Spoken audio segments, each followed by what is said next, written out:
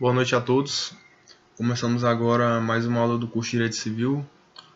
Nessa aula eu vou pretender tratar de todo o capítulo número 2 do livro do Paulo Nader, de Parte Geral de Direito Civil, que é basicamente uma parte histórica aqui, esse capítulo 2, tratando sobre a codificação do direito civil. Ele começa anunciando aqui 1.2, modernas técnicas de condensação do direito, código e consolidação. Primeiras formas de expressão do direito. Direito positivo era no início meramente costumeiro, quer dizer, o Estado chancelava os costumes, as tradições da população, e não havia propriamente um regramento estatal escrito, né?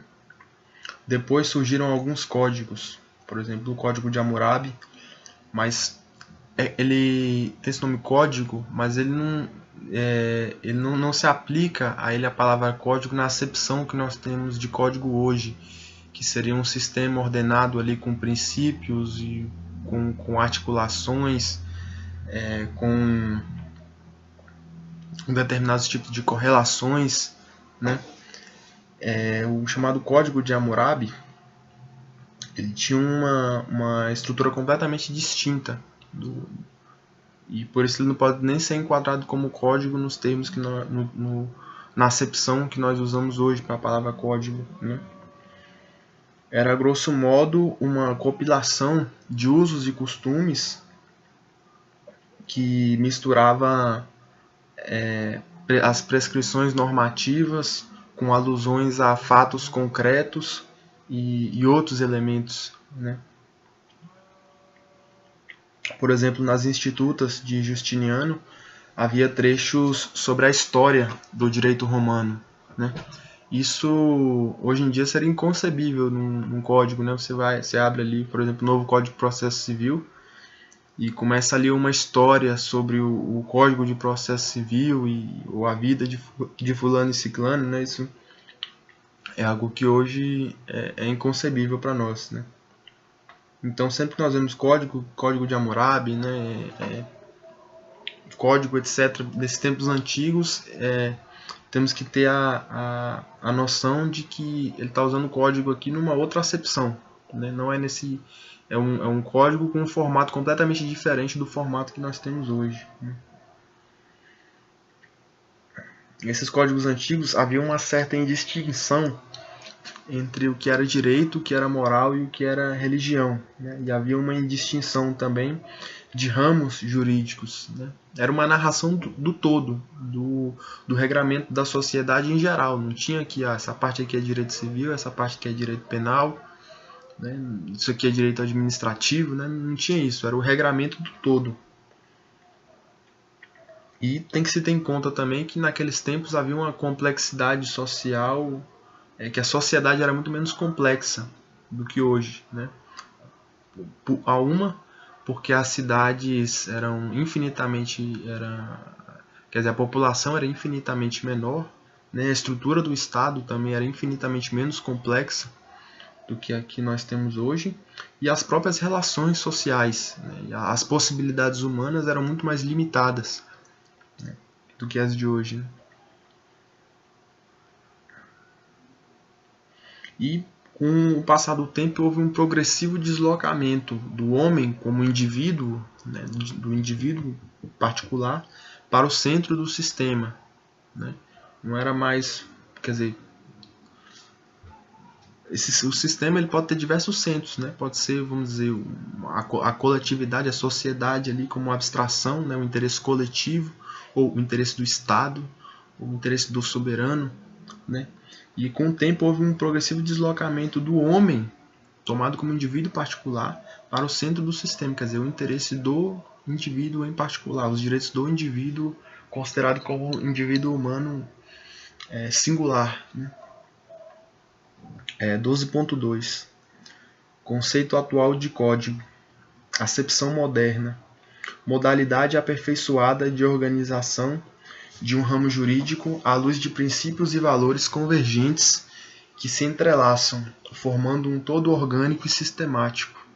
Essa é a concepção moderna de código, né? Como nós vimos, é distinta dessa concepção antiga que misturava religião, moral, todos os ramos do direito ali ao mesmo tempo, né? Elementos de referências a fatos concretos, a fatos históricos, né? E etc. E já na perspectiva moderna, o código seria então uma modalidade aperfeiçoada de organização de um ramo jurídico à luz de princípios e valores convergentes que se entrelaçam, formando um todo orgânico sistemático. Quer dizer, as regras do código se reportando aos princípios, de modo a haver uma unidade e coerência ali dentro daquele conjunto, formando, portanto, um sistema. O código, nessa acepção moderna, ele costuma abarcar a parte do ramo jurídico que já está sedimentada.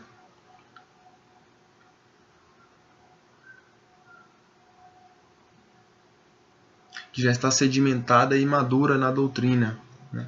Ao passo que os objetos ainda em fase de consolidação costumam ser tratados em leis esparsas, né? Então, por exemplo, no Código Civil, está tratando ali questões relativas ao direito das obrigações, né? O direito de propriedade, né? Os questões de direito da personalidade, né? Temas históricos, né? Já sedimentados, já maduros. Por outro lado, questões mais modernas, questões que estão em constante mutação, como por exemplo a questão dos direitos autorais, né? Toda hora surge uma nova mídia, surge a necessidade de um novo tipo de proteção. Esses direitos que eles não têm ainda essa... que são por natureza mais dinâmicos, né? E imutáveis, eles costumam ser objeto de leis esparsas, né? Quer dizer que na verdade vai dar menos trabalho para se operar uma modificação numa lei esparsa ou revogar que seja totalmente uma lei esparsa do que revogar um código inteiro, né? Ou mexer num código inteiro que já tem uma unidade ali, já tem uma integridade, uma certa concatenação das normas que estão ali. 12.3 Caracteres do código. Durabilidade. O código é um estabilizador do sistema, ele é feito para durar, né, e para conferir estabilidade ao sistema. Organicidade. Seções que se interpenetram e são interdependentes, como órgãos de um todo. O conhecimento da parte pressupõe a noção do todo, sob pena de carência de sentido. Como, por exemplo, no Código Penal, também no Código Civil, mas no Código Penal talvez fique até mais claro. A parte especial do Código Penal, ela só pode ser operada com os elementos da parte geral do código. Então, o tempo todo, na aplicação, no estudo teórico, talvez nem tanto, mas na aplicação, o tempo todo, a parte especial vai estar se reportando à parte geral, vai estar em articulação com a parte geral, né? Homogeneidade quanto aos princípios e valores gerais, terminologia jurídica e linguagem comum. Quer dizer, então não pode, dentro de um código, haver, se usar a palavra em uma determinada acepção, né, numa acepção técnica específica, e depois pegar aquela mesma palavra, aquele mesmo conjunto ali de letras, e usar com um sentido completamente diferente, né? Isso quebraria a harmonia do código, dificultaria a interpretação, daria margem a controvérsias, né? E quebraria justamente esse efeito estabilizador e organizador do sistema, né? Questão também de interpretar as partes do código à luz de princípios e valores comuns. Não, esse princípio aqui não se aplica a essa parte do código, essa parte se aplica a um princípio completamente oposto, né? Isso quebraria também essa organicidade e essa durabilidade, né? 12.4 A técnica legislativa. Parte geral. Normas e princípios gerais que servem de embasamento as aplicações específicas. Bom, retomando. Parte geral. Divisão macro. Geral e especial, de onde se seguem várias outras divisões na relação gênero-espécie. Bom, na parte geral, como já foi dito, vão ter alguns elementos centrais, alguns princípios gerais que vão servir de base para a aplicação das disposições da parte específica. A parte específica sempre vai se reportar, em alguma medida, à parte geral, né? E a parte geral, por vezes, só vai fazer sentido em função da parte específica que ela vai embasar.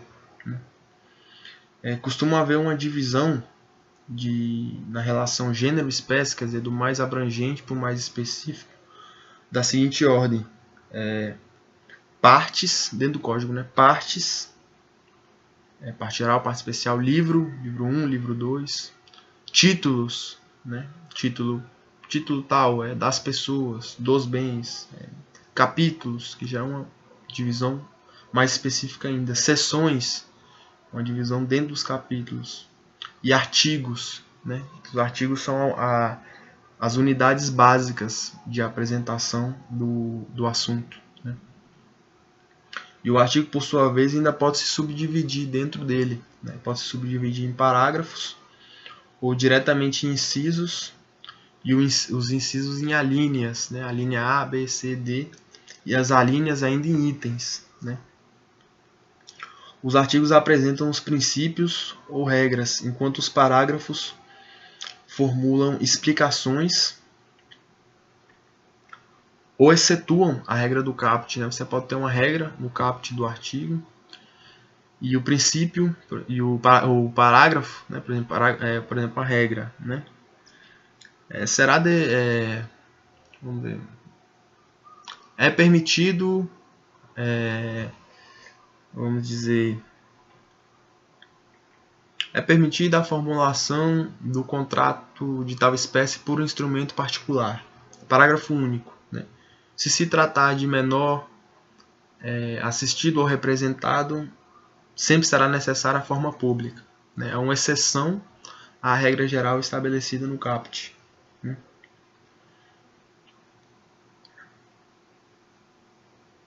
Os demais desdobramentos, né, os incisos, as alíneas, etc., eles servem para enumerar os requisitos ou situações a que se refere o caput, né? Eles vão ter sempre alguma ligação com o caput. 12.5. Linguagem do código.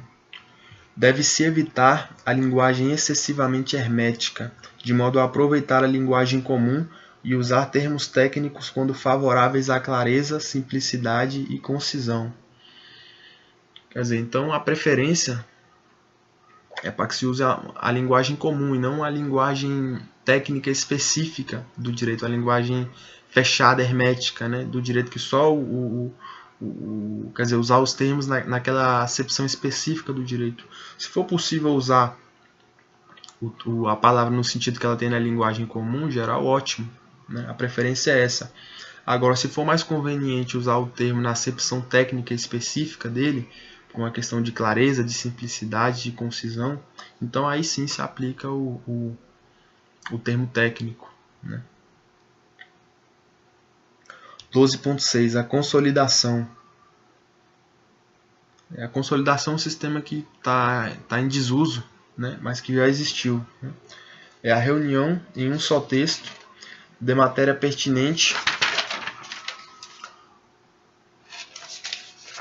a um determinado ramo jurídico, dispersa em atos legislativos esparsos, né? É uma tarefa de organização, né, de pegar diversos textos legislativos, textos normativos esparsos e consolidar ali num conjunto único, né? Havia a consolidação das leis civis, foi organizada por Teixeira de Freitas em 1855 e vige ainda hoje a consolidação das leis do trabalho, né? Só que a consolidação das leis do trabalho, apesar de ter esse nome, ela se enquadra mais propriamente na categoria de código, porque ela não simplesmente se limitou a sistematizar normas trabalhistas que já existiam, mas ela introduziu diversas inovações. Então, apesar de ter esse nome de consolidação, a natureza dela, a essência dela é mais propriamente de código do que de consolidação, tendo em vista essa definição de consolidação consistente no mero agrupamento e na mera sistematização do que já está posto, né? Item 13. O Código de Napoleão e o Codicismo. 13.1. A Era da Codificação. A Era da Codificação se deu no início do século XIX, né? Surgiu o Código Civil francês de 1804, que é justamente o chamado Código Napoleão, foi o código modelo, né? O código que inaugurou e que serviu de base, né, para os diversos outros códigos que se seguiram, né? Esse código francês de 1804 ele era marcado pelo esmero na linguagem e o rigor científico, quer dizer, pela precisão ali no uso das palavras, pelo critério ali na concatenação de princípios, né, de termos específicos, né?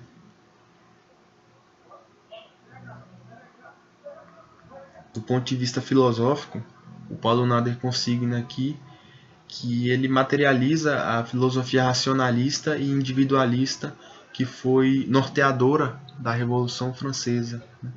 A noção de conhecimento pela razão, a formação de leis e códigos a partir da dedução de princípios fundamentais, né? Por exemplo, então, da liberdade, igualdade e fraternidade, da decomposição desses princípios ou dos consectários desses princípios, né? Foi se extraindo as diversas normas, né, que formaram o código, mais ou menos num processo lógico, né, lógico-dedutivo. Por essa concepção, cada época seria capaz, pela razão, de gerar princípios e fórmulas práticas de disciplina da vida social. O rompimento, contudo, não foi total, pois houve um influxo de normas costumeiras de direito romano e canônico, né? Então, apesar de ter a pretensão de trazer um rompimento total e de estabelecer uma nova ordem jurídica do nada, né, com base nos princípios que eles queriam que fossem os princípios regentes da sociedade e das normas e das regras extraídas a partir desses princípios, esse rompimento não foi total, pois houve ainda no Código de 1804 um influxo de normas costumeiras, né, tradições que já existiam, normas de direito romano e também de direito canônico.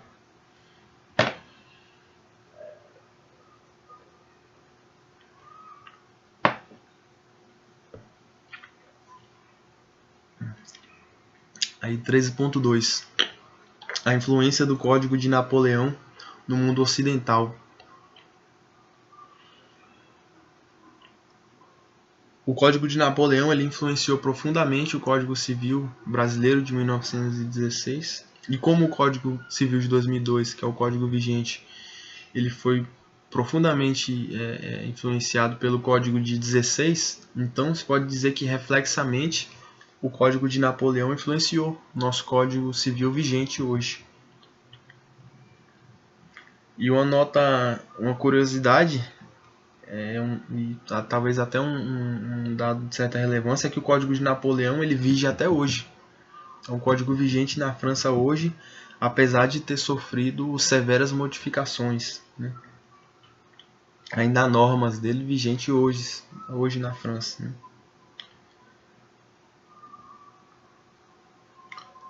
O codicismo é um raciocínio jurídico pautado por uma... Ele diz aqui, codicismo. Raciocínio jurídico pautado por uma lógica interna do código.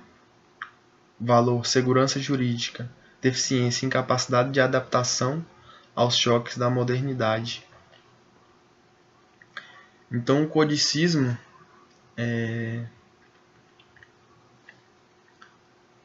tem visto o seguinte: tem como valor central a segurança jurídica, né? e ele é pautado por uma lógica interna do código, pelos princípios e valores que orientam aquele código mesmo, uma espécie de um microcosmo fechado ali, né? De onde se extraem todas as soluções a partir dos princípios de dentro do próprio código, né? Todas as regras de dentro dos princípios do próprio código. E uma deficiência do codicismo é, portanto, a incapacidade de adaptação aos choques da modernidade, né? Se existia uma mudança brutal na sociedade, né, no campo fático, o código, por ser esse sistema hermético aqui, codicista, ele seria incapaz de se adaptar, né, e de reger de forma eficiente, de regrar de forma eficiente essa nova realidade social.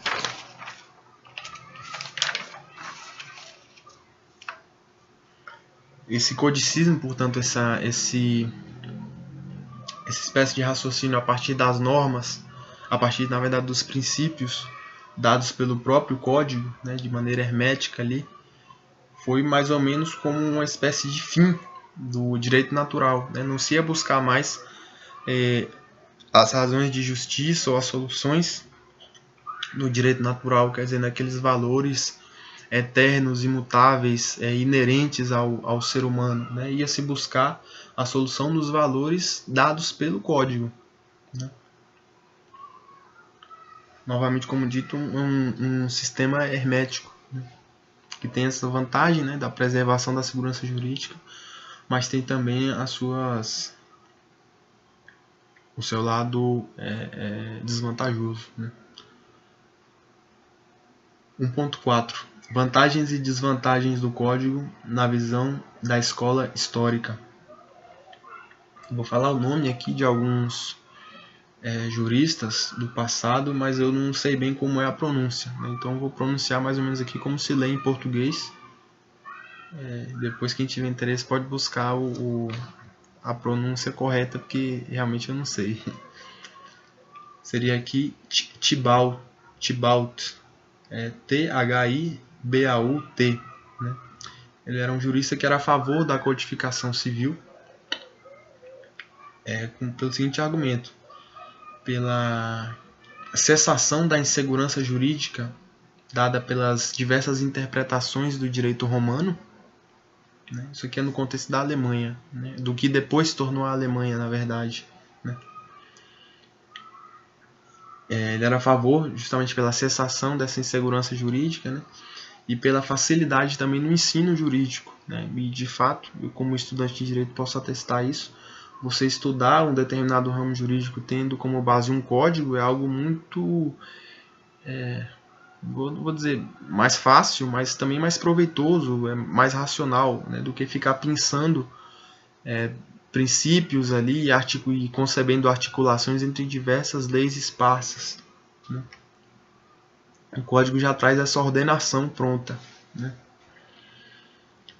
Os fatos opositivos, né, a essa posição de Thibaut eram justamente a diversidade de condições e circunstâncias na Alemanha, né, que não poderiam ser abarcadas por um sistema único, a força da tradição, né, também na Alemanha, da tradição do direito romano, e o tempo que ia se levar para elaborar isso aí e o custo disso, né, da elaboração de um código.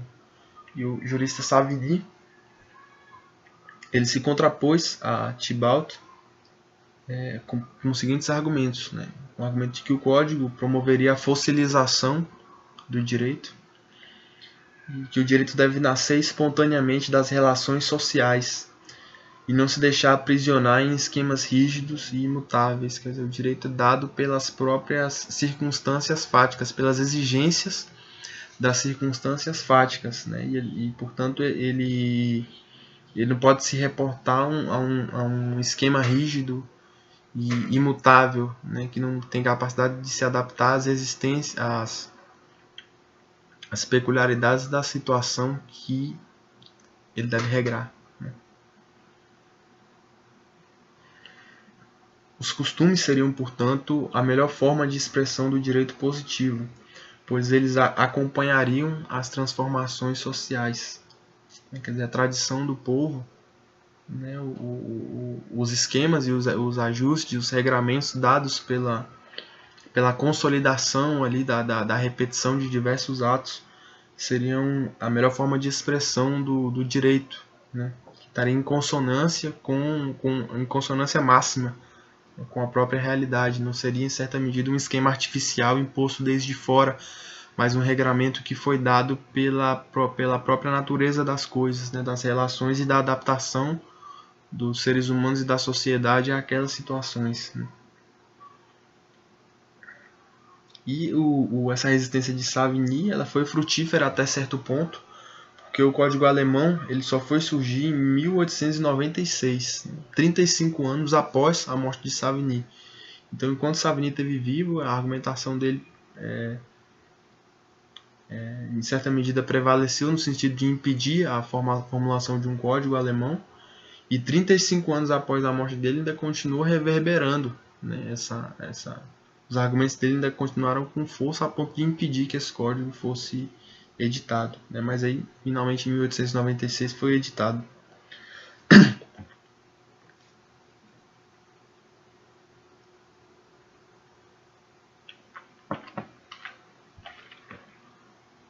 Aqui, dando um pouco levemente de assunto, sistemas jurídicos, né?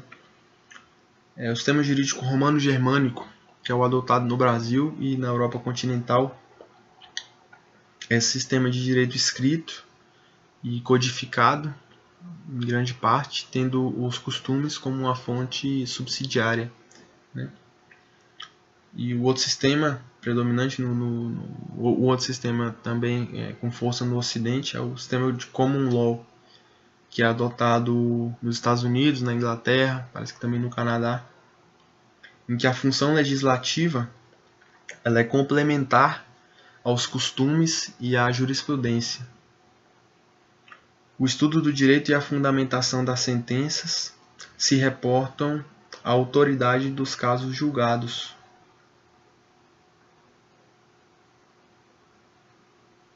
Então há em certa medida uma espécie de criação do direito pela jurisprudência, ou então uma vinculação do direito à jurisprudência, né, numa medida maior do que no sistema romano-germânico, que é pautado justamente pelo direito escrito e codificado, né.